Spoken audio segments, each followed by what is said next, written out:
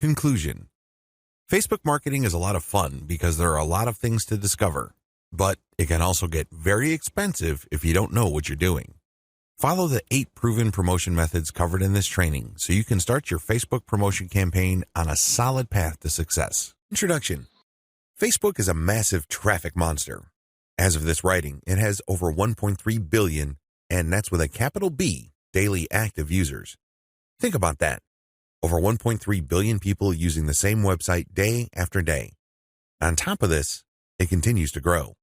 Also, when people are on Facebook, they pretty much stay there, and they view page after page of content.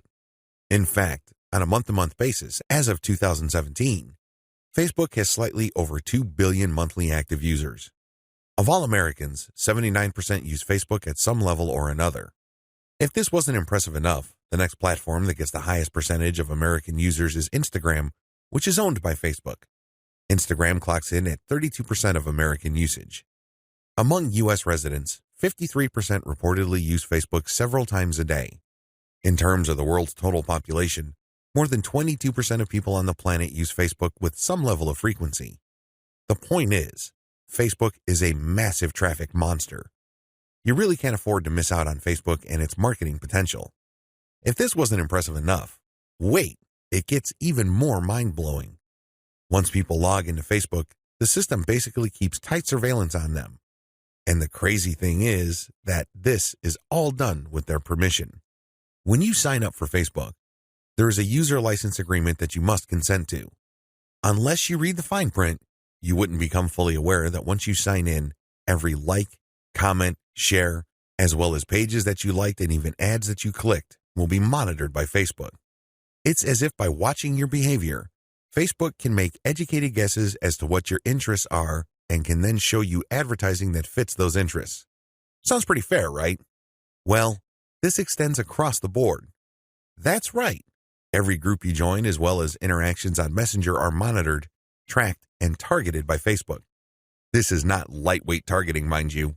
When it comes to fine laser targeting of demographic groups based on individual user behavior, nothing even comes close to Facebook.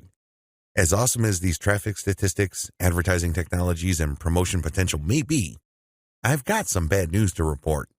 Too many businesses still fail to fully leverage Facebook.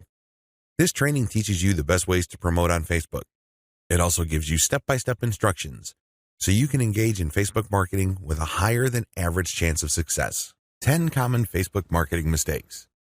There are very common marketing mistakes that even promotion veterans commit on Facebook. It seems like even the very best of us are not immune to these common mistakes.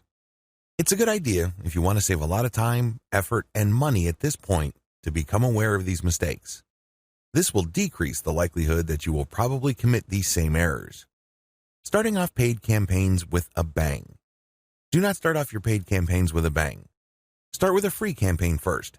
Build your audience organically. Get some consumer intelligence. Then you should have the information you need to put together an experimental paid marketing campaign. Start low and slow. The worst thing you can do is to jump in with a massive budget and absolutely no clue. Starting a paid campaign with an immature page. If your page is very new or there's really not that much engagement yet, you might want to hold off on a paid campaign. You simply don't have enough target audience profiling information to base a successful paid campaign on. Using mass content posters with discovery tools. Many marketers use some sort of one-size-fits-all mass promotions tool for Facebook. They would discover all sorts of Facebook groups and pages, and then they would use this tool to spam those areas. Don't do that. You're not doing your brand any favors when you do that. All you're really doing is you're spamming. It's only a matter of time until you get banned. Promoting direct affiliate links or direct sales page links. There's an old saying, you can lead a horse to water, but you can't make it drink. By the same token, you can get a lot of people on Facebook to click on your links, but don't expect them to convert once they go to that affiliate sales page or your own direct sales page. Why won't people buy? After all, they did click on your ad, right? Answer, they haven't been properly qualified.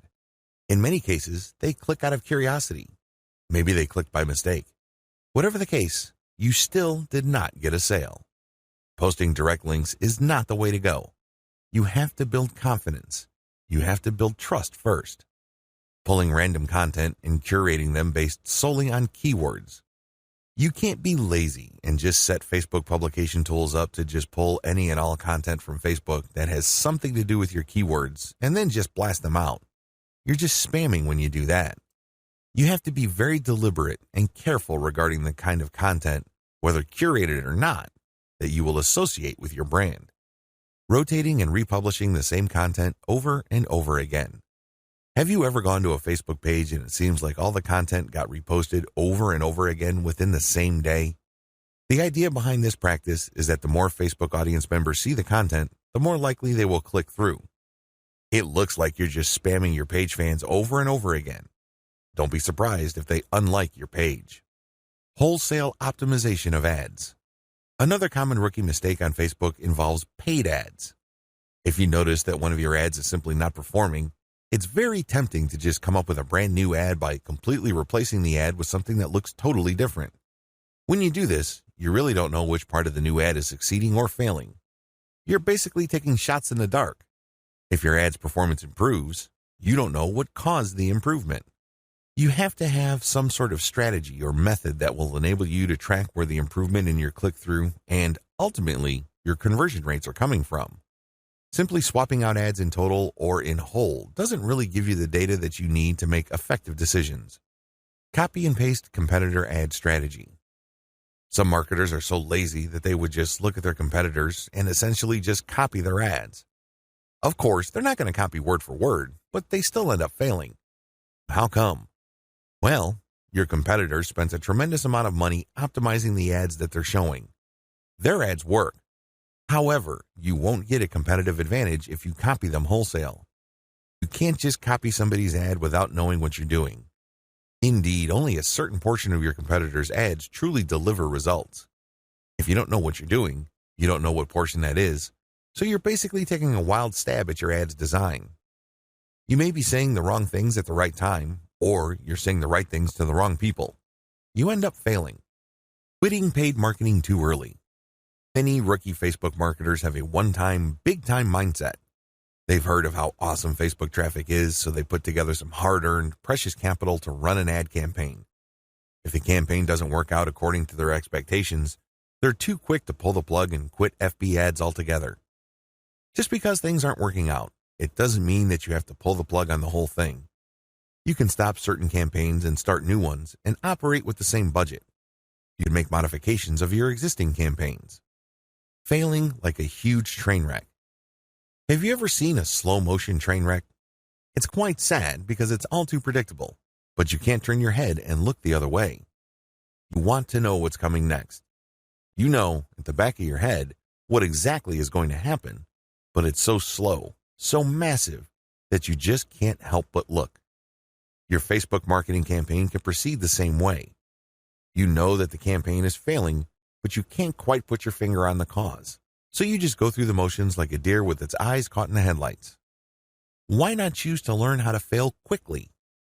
Since you're not going to make 100% of your shots, learn to live with this fact and move on. Learn to fail quickly using a tiny budget. This way, you can run many different experiments. Even though the vast majority of them are failures, that's okay. You only spend a fairly small amount of money figuring out winning ads. Please understand the nature of the 10 mistakes above. Imagine yourself being in situations where these mistakes are likely to take place. Learn how to spot them well in advance. Prepare your plan B, should you find yourself committing these mistakes. The 8 most effective ways to market on Facebook. Let's get one thing clear. There are so many ways to market on Facebook. In fact, the only limit to how you can get people to go to your website or learn about your brand or cause is limited by your imagination. As long as you can post a link to an outside site doing something on FB, that activity is a potential traffic generator. Still, regardless of the huge amount of possibilities there are to market on Facebook, 8 stand out in terms of efficiency, effectiveness, and return on investment. This is just a broad overview of what I will describe fully in this training. Facebook page marketing, Facebook group marketing, influencer page outreach, paid page boost campaigns, paid traffic campaign, paid lead generation campaign, Facebook pixel retargeting campaign, How to optimize your Facebook ad campaigns. This is a nice mix of both free and paid promotion methods on Facebook. Facebook page marketing. One of the most obvious ways to market on Facebook is to set up a fan page for your business, your brand, or your cause. Facebook actively promotes this feature of its website. What it doesn't tell you is the fact that Facebook has been actively modifying its algorithm to the point that you're going to have very popular content for you to reach most of the people who have expressed interest in whatever it is you're promoting. Put simply, not all the people who liked your page will get to see your updates. In fact, in most cases, only a small fraction of those people will get to see your updates. Sadly, Facebook is actively working to limit the free traffic exposure you would get until you can prove to it that your content is really popular with your page's fans. Here are the steps you should follow to market on Facebook. Step number 1, find your competitors on Facebook. The first thing that you need to do is to avoid reinventing the wheel. You need to avoid trying to figure things out on a completely hit or miss basis. Instead, reverse engineer your competitors. Let them do your homework for you. How? Well, find them on Facebook and learn from what they are doing. Step number 2, get the industry standard look and come up with your own take. Every niche has an industry standard in terms of social media profile, brand appearance, and content strategy. The sooner you understand this, the sooner you will be poised to achieve social media marketing success on Facebook. The longer it takes you to learn this, the longer you will struggle. Understand that your niche audience has become familiar with how certain brands or websites are positioned on social media. If they can't make heads or tails of your social media brand, they probably would not like your page. It may seem weird to them because it seems so far off from the industry standard. Your job at this step is to figure out the industry standard look, content strategy, and other elements and come up with your own take. Step number 3, reverse engineer your competitors' content strategy and curate. Lots of business owners would post hot content on their social media accounts as well as their blogs. Sadly, 9 times out of 10 that content goes nowhere. People don't click on it, share it, comment, or otherwise engage. What these publishers are doing is basically gambling their content would resonate with their audience. Don't do that. Instead, pay attention to what your competitors are doing and look for patterns. If you notice that your competitors keep sharing content regarding the same type of theme or topic, they may be onto something. They wouldn't waste all this time, effort, and energy talking about the same stuff over and over unless, of course, it connects to their audience at some level or another and produced results. Now, to verify this, look at how many times that piece of content got shared or liked. That should give you some sort of objective proof that this content actually resonates with your target audience members. When you reverse engineer your competitors, you are essentially copying their strategy to reach the same eyeballs that you're trying to reach. This also applies to content curation, where you take content that is published by other people and you promote it on your social media platform. This creates a win-win situation because you're not ripping off this content. You are copying the content's link, including a short commentary, and allowing people to click on the link. This creates a win-win situation. The publishers of this content get traffic. You get to build credibility because you're sharing information that your target audience members would actually be interested in, and this leads to the possibility that they would like your page. Once you have built up enough page likes, you can then start sharing your own content, which leads to direct traffic to your website. Step number 4, pick the best performing or most popular type of content and scale up. Post content for a few weeks. Keep publishing, and then look at the content that gets the most engagement. Which shared materials get the most likes, the most shares, the most comments? At some point, you're going to ignore other types of content and focus on the ones that perform the best.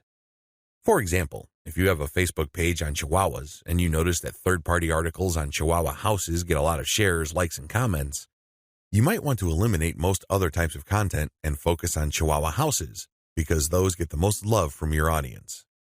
Step number 5, come up with your own version. Come up with your own version of winning content. For example, you know that Chihuahua houses get a lot of love and are very popular on your page. Come up with your own articles about that topic. These articles, of course, drive traffic directly to your blog or your online store. These have to be at the same level of quality as your third-party content or better. Pay attention to how your curated popular content talks about the topic and adopt the same style but deliver something better. Maybe you should offer longer information, more up-to-date information, or blog posts that have multimedia elements like videos and graphics. Whatever you need to do, come up with content that basically blows away all the other content that you feature on your page. Step number 6, promotions, photo tagging by your users. This is a free promotion technique. Tell your page fans that you're going to give them some sort of digital freebie. Maybe it's a graphic badge. Maybe you're going to mention their name on a post.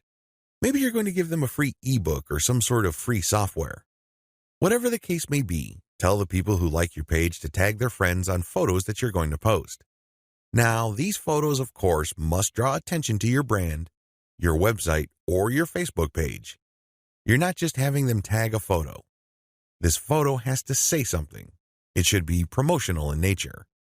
The more photo tags you get, the higher the chance that you will get a lot more page likes and also clicks to your website from Facebook. The best news? You don't have to offer money. In fact, studies indicate that money offers aren't all that effective. It's much better to offer some sort of specialty graphic or digital goodie like a free book or booklet, or maybe a discount code.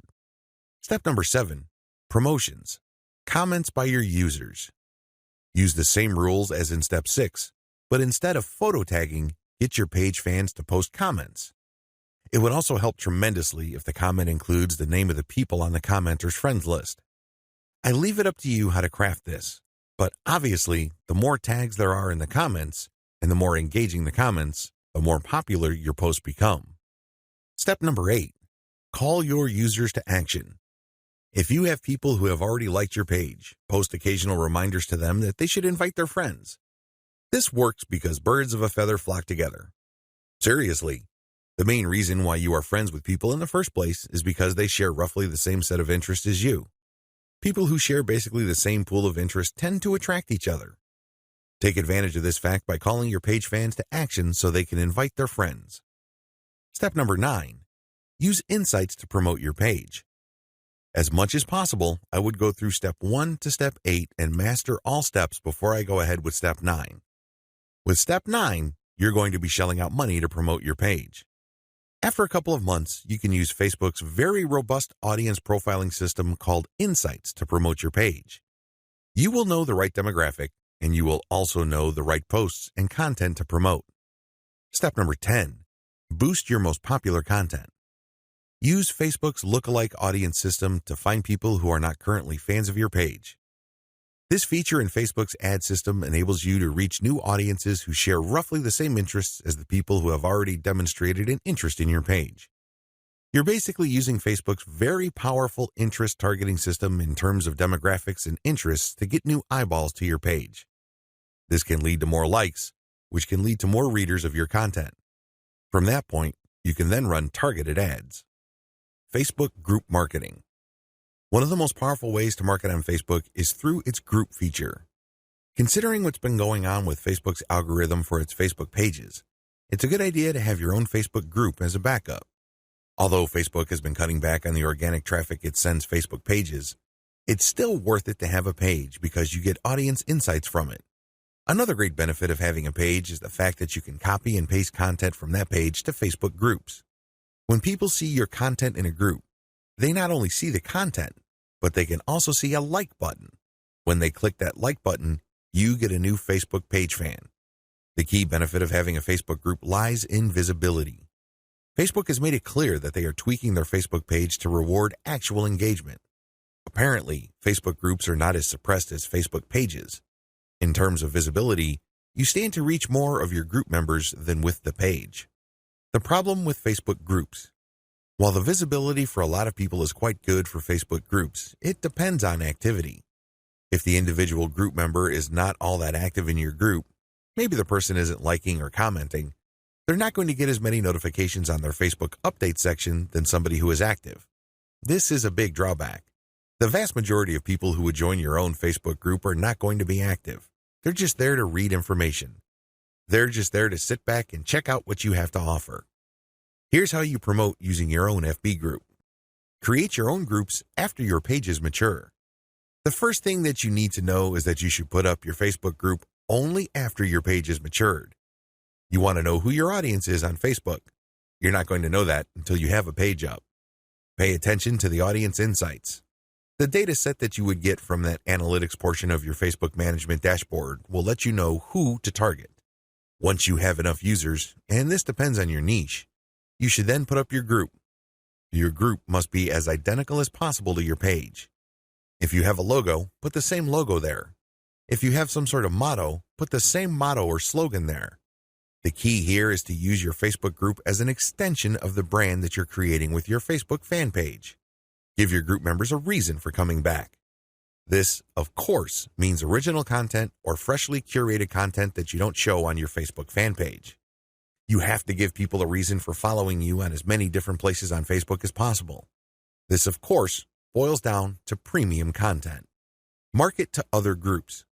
This is the most important part of Facebook group marketing, because if you were to just build your own group as a supplemental source of traffic for your page, you're probably not going to grow all that much.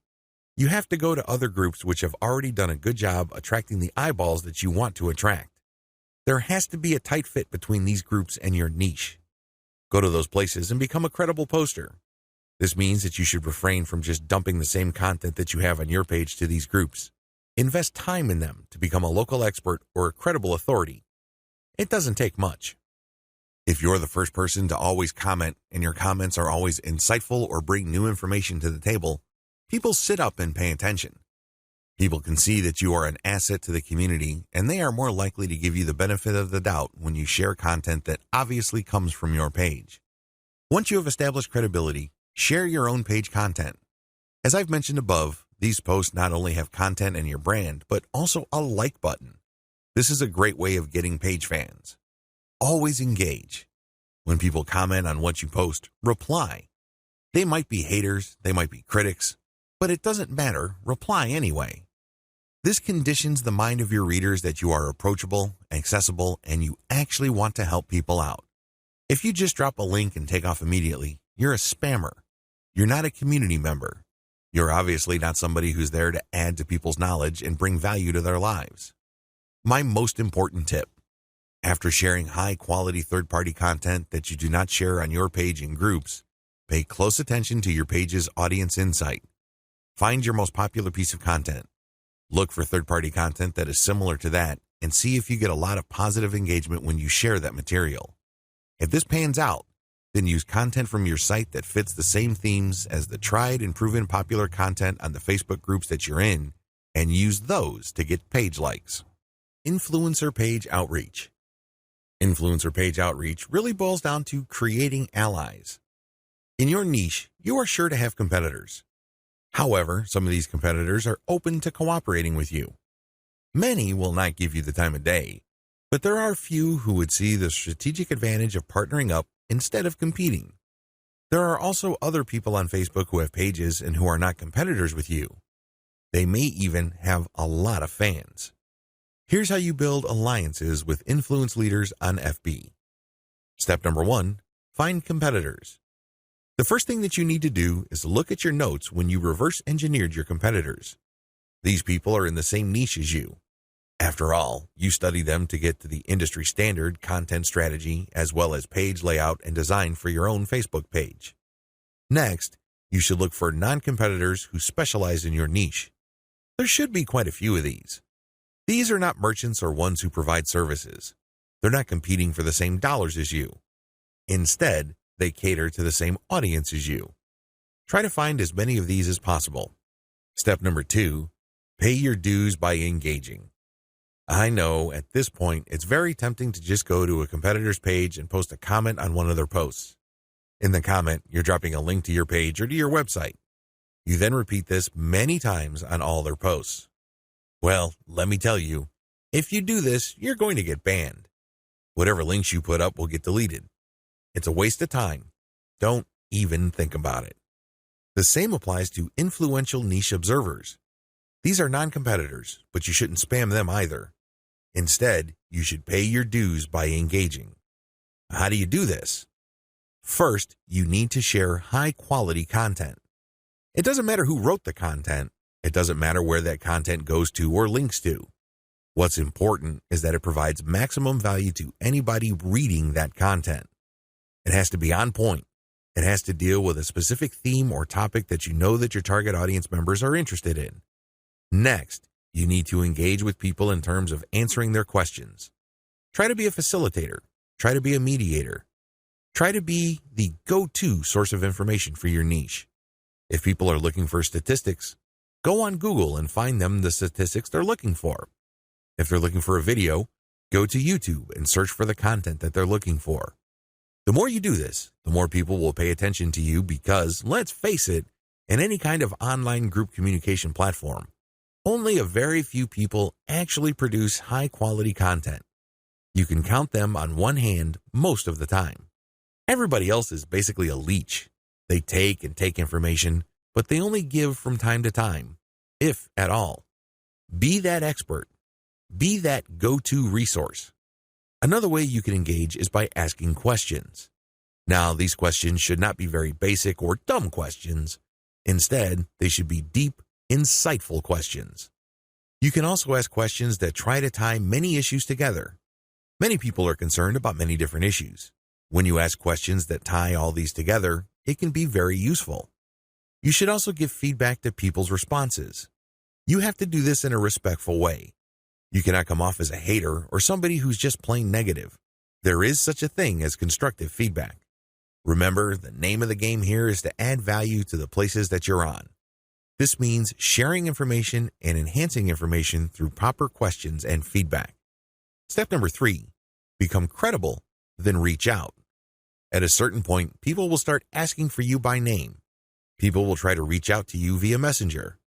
That's when you know that you have become an asset to these groups. That's when you know that you are on people's radars. You're not just this random person showing up every once in a while dropping a link. Instead, you're that person that helps keep these groups together. This is when you reach out. This is when you try to engage with the group admin. Usually, the best way to do this is when they engage with you. Maybe they mention your name, or they send you a message on Messenger. Whatever the case may be, try to wait for them, or reach a high enough level of engagement and acknowledgement from other community members before you reach out. What are you going to be reaching out for? Well, there are many different opportunities on the table. You can ask to swap content with your page. Most page admins don't have a problem with this. You can also ask for a shout-out. Basically, the admin of the page that you're on will tell page fans to check out your page because your page is a friend of the page they run. You can go through some ideas regarding joint events. Now, please keep in mind that this is not like a real event where people have to physically go somewhere, or you have to rent out some hall, rent out security, or get food. No. This is an online event. Maybe a seminar, a live Facebook session conducted from 2 locations, or it can be an interview. Another opportunity on the table is, of course, guest blogging. You probably don't need me to remind you of how value-packed this is. Not only do you get eyeballs to your link, which can produce direct traffic, but you also get tremendous search engine optimization benefits if the partner has a high-value blog. You can also reach out for infographics. This means you create an infographic and you get the admin to post the infographic on their blog with a link back to you. Again, this boosts your SEO chances. Finally, you can collaborate on content. This is custom content intended for both your audiences. Regardless of how you cut it, influencer page outreach is a very powerful way to market on Facebook for absolutely free. Seriously, your only investment is your time. And what makes it so awesome is the fact that you are leveraging the hard-won credibility and authority of your partner. They've been there before. They put in the work and the time to develop a rapport and a solid brand with the people that follow them. When they give you a shout-out or they feature your content, or they co-host an event with you, they lend you some of their fame, which makes you credible. You're no longer some random stranger who came out of nowhere. Instead, people get this idea in their minds that if somebody they respect and admire recommends a new person, then I'll give that new person a shot. Maybe that new person is worthy of my admiration and respect. Building alliances with influential niche players is definitely worth doing. But please keep in mind that it does take time. However, if you are passionate about your niche and you view your Facebook marketing business as a real business, then this should not be a problem for you. Paid Page Boost Campaign. Another way you can get a lot of traffic from Facebook is by using a paid page boost. Basically, you are paying for the promotion of your page. This is different from a page post boost. You're not promoting the content of your page, you're promoting the page itself. This is a great way to get page likes and to broaden the statistical demographics of your page. And why is this important? Why is it a big deal that you get a broad statistical demographic snapshot of people truly interested in whatever it is you are promoting? You have to understand that Facebook works best when you target people by their interests. This is a bit tricky because if your page is statistically inaccurate as far as your niche is concerned, you probably would have a very faulty set of targeting parameters. You're not quite there when it comes to getting the interest of people you're trying to reach. This is why it's crucial that your page gets a truly honest snapshot of the range of interests as well as demographic information of the people who are actually interested in whatever you are promoting. This is hard to achieve if you are just promoting your page organically. Maybe you're not putting in that much time in getting the word out about your page. Perhaps you are just sharing the word on several groups that may not line up, demographically speaking, with your niche. Whatever the case may be, there might be a blind spot there. This is why I suggest that at least at a minimal level, engage in some sort of paid page boost campaign. Make sure your page is mature enough before you launch a paid page boost campaign. Make sure that your page has been around for a long enough time for it to build up enough user insight as well as engagement levels for you to accurately target the demographic you should begin with. This is important. If you're able to pull this off, then your demographics will help you run more successful campaigns involving your content or your direct traffic campaigns. These are campaigns that direct traffic from Facebook directly to your target website. You're going to do that primarily using a lookalike audience campaign. Make sure you're ready for a sponsored page ad buy. When you're buying a sponsored page ad campaign, make sure your page looks good. Make sure you're sending the right signals both in terms of graphics and text. You don't want to waste your money, so make sure that at least everything looks like it's ready to go. There has to be enough solid content on your page. This increases the likelihood that you will get a decent amount of page likes. Where does all this lead to? As I have mentioned above, if you get a lot of page likes, you will be able to target your intended audience better. In addition to that, you may be able to increase your reach because the more people that like your page, the bigger your base visibility becomes. If a lot of those people actively engage with your content, that percentage increases, but you're still dealing with the reality that your content will only reach a fairly small percentage of the people who have expressed interest in your content. When you increase the total amount of likes you get, you still have that same small percentage, but the raw numbers are bigger. Believe me, 10% of 100 is definitely going to be smaller than 10% of 100,000. Which position would you rather be in? This is why it's always a good idea to build up your page likes. Hand in hand with this is the fact that you can profile your users better, as I've mentioned above. This higher level of profiling paired with better content management and targeting on your part can lead to more content visibility. How come? Well, your reach can increase because of higher engagement levels. If you pay attention to what kind of content people really like on your page, and you produce more of that content and you fine-tune it so people are more likely to engage with it, this can increase your organic reach. This makes your content more visible. What is engagement? Well, people can share your stuff. They can like, they can react, they can comment. Whatever the case may be, get them to do it. And the best way to do this, of course, is to make sure that the right people are attracted to your page and you put the right content in front of the right eyeballs. Unfortunately, this doesn't happen overnight. It is neither smooth nor easy. It's one of those things that you figure out on your own on a trial and error basis.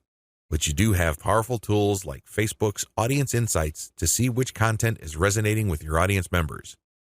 You can't just set this up and forget about it. You have to actively monitor it. You have to look for patterns. But the crucial ingredient to all of this is that your page gets enough likes. That's why you have to promote it at some point. Paid traffic campaigns.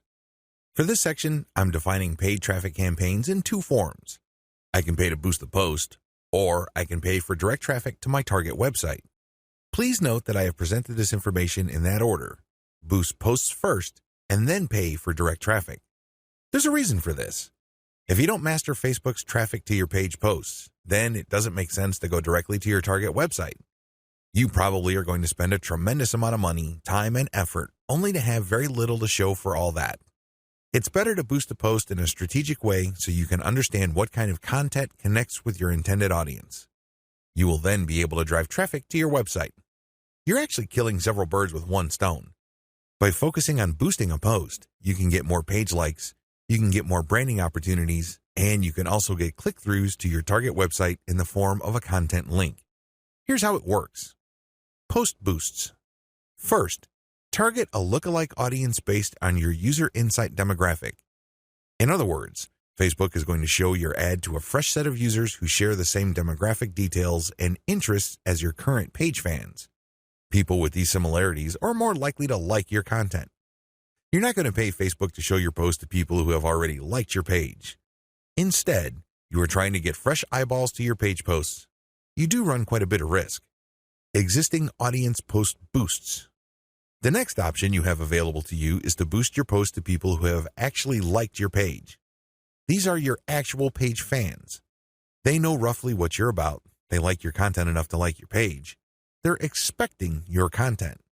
Unfortunately, like I said earlier, Facebook only shows your content to a small fraction of people who liked your content. Unless your fans select see first when they like your page, Facebook will use its natural algorithm to select the initial group of eyeballs that will show your page content. If enough people engage with your content, then Facebook will show even more of your page fans to your content. However, it's never going to show it to 100% of your fans. That rarely happens. This is why it's a good idea to boost your post to reach more of the people who have liked your page. The upside to this is these are not virgins. They've seen your page. In fact, they've seen it and liked it so much that they have clicked the like button and want to see your content. At least you know that there is some sort of interest there. Still, please understand that while there is a certain degree of familiarity there, and this increases the chance that these people will actually engage with your content and possibly click through to your target site, that isn't exactly guaranteed. Existing audience plus their friends. As the old saying goes, birds of a feather flock together. Friends usually have shared interests. In fact, if you think about it hard enough, that's the main reason we became friends in the first place. We have certain interests in common. We have certain things to talk about, and that's why we're friends. Makes a lot of sense, right? Well, you can apply that to Facebook marketing as well, because this can produce a tremendous amount of marketing opportunities. Since your page fans also have friends on Facebook, you can buy a post boost that shows your ad not only to your fans, but to their friends as well. This is my favorite when it comes to post boosts because it is a cheap way of getting clicks to your target site. You reach a much wider audience. Please understand that if your page has a fairly small number of likes, even if you boost post after post, you only have a small base to work with. Now, if you expand that base by including your existing audience plus their friends, you have a lot more people to work with. You are operating with some level of confidence because you know that friends usually have shared interests. This translates to possibly cheap clicks to your target site. The best way to do this is to post a link directly to your content or to your promotional page on your website with some content. This way, when someone clicks through, they go straight to your website. They can read your commentary and some preview text, but the text should call them to action. This is the cleanest way to get direct traffic cheaply using post boosts targeting your existing audience and their friends. Direct traffic to your target site. The next option is to promote a target URL directly. It doesn't show a post from your page. It just goes directly to your target website paired with a picture. This is the direct traffic option on Facebook. To become successful with this, you have to use the lookalike audience based on your engaged users' insight data. In other words, your Facebook page should be mature enough for you to get solid consumer intelligence that you can then use to target potentially interested audiences on Facebook. That's the best way to do this. There are other ways. You can run raw targeting. Basically, you're not relying on user insight. Instead, you're just looking for an age range and a geographic location. You're also using gender. In certain situations, this may pay off. In fact, you may get better results than lookalike audiences, but generally speaking, you should focus on using the consumer intelligence your Facebook page gathered so you can reach people who are very similar to people you know have demonstrated a solid interest in whatever it is you're promoting. Best practices. Use them to boost your results. First, run small tests. This enables you to fail quickly. People who really know their way around Facebook run campaign after campaign after campaign until they're able to connect the dots and come up with a campaign that actually works. This is why you need to run small, cheap tests so you can easily see which campaigns are working out and which ones have failed. Next, make sure your budget is low. Usually, when I run a $1 campaign, that is good enough for me. $1 a day for 7 days a week, that is good enough for me to see if an ad has potential. So, I would run several ads. We're talking about $70 for 10 ads running at the same time. Third, focus on what works. Let me tell you, when you run many small tests, the winners stand out. Either they get clicks or not. That's the bottom line. However, at this stage, you're not just looking for clicks. You're not just looking for an ad campaign that gets a lot of attention. Instead, you're also going to look for an ad campaign that actually delivers conversions. You're going to have to set up your Facebook pixel to your target website so you can track whether traffic from Facebook went all the way through. I'm not just talking about traffic produced when people click on your link and they go to a content page and they leave. That's worthless. That's not going to help you. That traffic has to go to the content page, go to the sales page, and eventually make it to the shopping cart. That's when you know your campaign actually has traction. Focus on what works. Focus on what gets a high click-through rate paired with a conversion rate. However, to get there, you're going to have to burn through many ads. This is not going to jump out at you. It's not going to be obvious. It's not going to be easy. Once you have identified that ad and you've fine-tuned it, then scale it up. That's how this works. Basically, you focus on what works and then pour real money into it. Paid lead generation campaigns. Did you know that on Facebook you can collect email? That's right, you can collect leads. It's pretty straightforward. You can run ad campaigns with a lead collection button. It can be find out more, sign up, or other language. Regardless, if you're running this type of campaign, it must be highly targeted. It's really important that your targeting is spot on. I put this part of Facebook ad marketing at this point in the list of marketing methods because this takes quite a bit of work. You should be quite familiar with Facebook before you even try this. You should know your way around Facebook's ad system before you engage in paid lead generation because it can get quite expensive. If your ad doesn't get many clicks or it's super finely targeted, you don't really have that many people to work with, and this can drive up your costs. You have to know how to optimize your ad campaigns on Facebook for this to make sense. You can optimize on many levels. There are 3 levels you can optimize. Level 1, you can tweak the freebie you're giving away. This is the free stuff that you're giving away, so people are motivated to enter their email address into your form. Maybe you're giving away free membership access. Perhaps you're giving away a booklet or a book or a report, a set of templates, a set of graphics, possibly even giving away software or a mobile app. Whatever the case may be, you are giving out freebies, and you need to optimize these. What I mean by that is the freebie that you give must motivate the most people in your target audience to sign up for your mailing list. This is not easy. You cannot assume that just because you think that your booklet is awesome or is the next best thing since sliced bread doesn't automatically mean people will agree with you. It doesn't work that way. You may have to switch from one freebie to the other until you get a high enough sign-up rate that would tell you that the freebie that you have selected is the right one. Thankfully, this is fairly easy to do with Facebook. You basically run different ads that offer different premiums. Level 2. Level 2 optimization focuses on optimizing your ad copy. As I've mentioned above, lead generation campaigns on Facebook can and do get very expensive.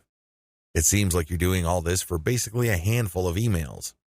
This is why it's really important to make sure that you run a fully optimized campaign to get the most results. How do you do this? Well, you optimize your ad copy on an elemental level. Still, I want you to get a heads up this early on regarding the amount of optimization that you would have to do. It is quite intensive. You can't leave things at a surface level. That's just not going to work. Level 3. Level 3 involves optimizing based on conversions. When people click on your Learn More or Sign Up button, they're shown a form. You're going to have to keep tweaking that form to say what it needs to say to convert as much of your traffic into list members as much as possible. This takes quite a bit of time and attention to detail.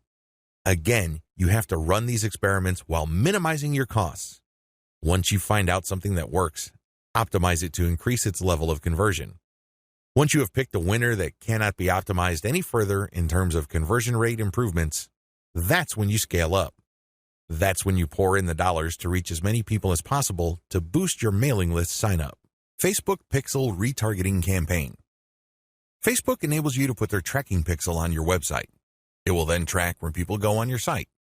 If people end up at your shopping cart, for example, you can then run an ad reminding people about your site or reminding people about the products that they almost bought. They see these ads on Facebook. Whatever the case may be, Facebook Pixel Retargeting gives you another bite at the apple.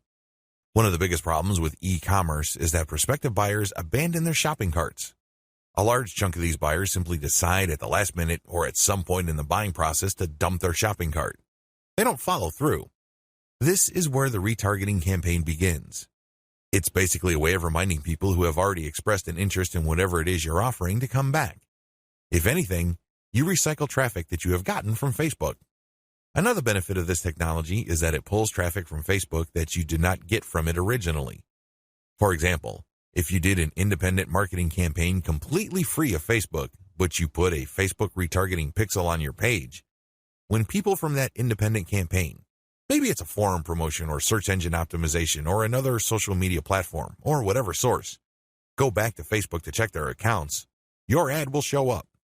Sounds awesome, right? These are all possible through a Facebook Pixel retargeting campaign. There are 2 steps to it, and it's pretty straightforward. Install Facebook Pixel on your website. The first thing that you need to do is to install the Facebook tracking pixel on your site. To do this, you just go to Facebook's business section and look for their pixels instructions. It's pretty straightforward. Even if you're using WordPress as your content management system, installing Facebook Pixel is a breeze. Next, you need to make sure that you drive traffic to your site. This means that you have to let traffic flow to your site for quite some time before you launch a retargeting campaign. It's not a good idea to launch a campaign as quickly as possible. You have to have enough targeting pixels installed in people's browsers for this to make sense. Otherwise, there are just not enough people to work with. Now, keep in mind that if you are in a niche that has generally low traffic levels, then you would have to conduct your campaign even though the overall traffic flow to your website is fairly low. Run ads on Facebook for retargeting. The ads that you're going to run for Facebook Pixel retargeting are going to be a bit different from the normal boosted posts or picture links that you run on Facebook. Instead, these are going to try to achieve 2 things. You can remind people about what they did. Maybe they wanted to buy something, but they changed their mind at the last minute. Perhaps they were reading some sort of conversion article and were about to enter their email address, but they didn't. Whatever the case may be, you're reminding them to come back to what they were doing before. The other thing that you can do with your Facebook Pixel retargeting campaign is to pull people deeper into your website. Usually, a website is composed of 2 parts. The first layer is the content layer, meaning you're trying to get people to know about the problem, like your particular solution, and eventually trust the solution enough so they can buy. The other part, of course, is pretty straightforward. It's all about buying. But there's a complication. A lot of people would go through the content layers, but they never make it through to the actual buying part. They never make it to your conversion page. This is where retargeting ads that pull people deeper into your website makes a lot of sense. For whatever reason, somebody reading an article on your site decides to close the window and get out of your site. You can run ads that tell them about content, but another piece of content that is related to what they were reading before. This pushes them further down the conversion funnel. Alternatively, you can run an ad that promotes your conversion page. Basically, what you're saying to the prospect is you've figured out what my website is about, and you have a clear understanding of what I have to offer. Maximizing your results from Facebook Pixel retargeting. I suggest that if you want to maximize the results you get from retargeting, promote your squeeze page. That's right. Promote the page that recruits people to your mailing list. Usually there's some sort of freebie. There's usually some sort of book or booklet that you're giving away so people can enter their email address. Whatever the case may be, push the squeeze page. Don't dump them to your sales page unless, as I have mentioned above, they actually reached your shopping cart or conversion page and changed their minds at the last minute. That's pretty much the only situation where you should retarget showing an ad that goes directly to the conversion page. Other than that, convert them to sign up for your mailing list. It's your mailing list with its many chances at gaining attention, building trust, and gaining credibility, which will actually do the heavy lifting as far as converting that prospect into an actual sale. How to optimize your Facebook ad campaigns. Follow the steps below so you don't overthink things and make bad decisions when optimizing your FB ads. Reverse engineer your competitors and come up with a standard model. If you have a personal account, find your competitors and like their pages. Before you know it, you'll start seeing ads either from your competitors themselves or from businesses that are very similar to your competitors. Pay close attention to these ads. Reverse engineer them to find the standard model for these ads. In other words, go through as many of these ads as possible and get a clear understanding of what kind of pictures, headlines, and text they use. Also, if they are mostly promoting posts, pay attention to that. Whatever the case may be, look at what they're doing and see common patterns. Focus on the most commonly used strategies because this gives you the industry standard model. Don't get sidetracked by ads that seem so different, so new or so innovative because if they are so different from the industry standard model, they're outliers. There's a high chance that those ads do not convert. Come up with your own version and test with a low budget. Test with a low budget. You don't want to burn through a tremendous amount of cash during the testing process. There will be a time and place for you to get crazy with the budget, but now is not the time. Create variations and test. Now that you have come up with your own version of the standard model, create variations of it and then run low-budget tests. Do not do this randomly. Do not do this based on your feelings or impulses. Instead, you have to follow certain rules on how to create variations. Otherwise, you wouldn't know which part of the ad accounts for its greater success. I've seen this happen many times. In fact, I've committed this mistake before. I would take an ad and test it. I would notice that it's not getting that many clicks, so I'd change half of the ad. Maybe I change the picture and then the headline, or I would change the heading and the description. Whatever the case may be, I would change half of the ad, and sure enough, it would improve. But when I try to improve things again by changing the other half of the ad, it falls apart. You want to establish a way of effectively tracking which changes accounted for which improvement. By using this method, you can optimize parts that work to reach peak convertibility and then work on the other elements of the ad that could use some improvement. However, you have to do this in a systematic way. I've described this in the section below. Pick the winner and make further variations. Now that you have made variations of the original and you ran a test, there will be at least one winner. It gets the most clicks and conversions. Make variations of it and you run the test again. Keep testing until you find the ad that delivers the best return on investment. The end of this process is pretty straightforward. You keep making variations and you keep testing on the cheap until you find an ad that delivers the best ROI. In other words, it delivers the most conversions while costing very little money. I know it sounds like a fantasy at this point, but it is doable with testing. Scale up. Increase your ad budget to your winning ad to pump a massive amount of traffic to it. You should only do this when you are dead sure that you have a winning ad on your hands. In other words, you have tested it rigorously and have optimized it to the point that it cannot improve its conversion rate any further. That's when it's ready to go big time. Make sure you optimize on an elemental level. The big problem with the ad optimization method I described above is how do you know which part of the ad to change up? How do you know which part of the ad to optimize? Wholesale variations do not work. You can't just take an ad, see that it doesn't work, replace it with a completely different ad, see that it doesn't work, and then repeat that process.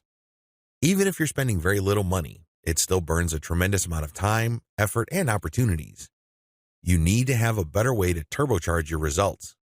Vary on an element-by-element basis. I would take an ad, and I would restrict my optimization to a specific element of that ad. Every ad actually has many elements. There is the graphics, the heading, the description, the link. I would start with one element, and I will come up with different versions. The most obvious part is the picture. So I'd play around with the different pictures and see which gets the most clicks. I would then come up with a variation of that picture and see if I can improve my click-through rate. Again, I'm spending very little money here.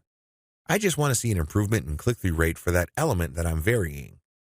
Once I have reached a plateau and I can't improve any more on that element, I would then switch to another element. For example, if I'm running a campaign for dog food and I notice that my best performing picture after a series of variations is a picture of a chihuahua that seems to be smiling, I will keep that picture, but then I will then switch to the next element of the ad which is the headline. I would then keep varying the headline to see if I can improve the conversion rate of that ad. Once I've reached the ceiling or a plateau for improvements in conversions due to headline changes, I then move to the description. Do you see how this works? You know that you have to vary an element if you keep picking the winning variation. You do this with small tests until the whole ad is optimized. After all elements have been optimized, scale up your ad buy. Once I've gotten an ad that converts much better than its original form, and I've gone through all the elements, now is the time to scale up. This is where I pour quite a large amount of cash into my Facebook ad campaign to boost traffic.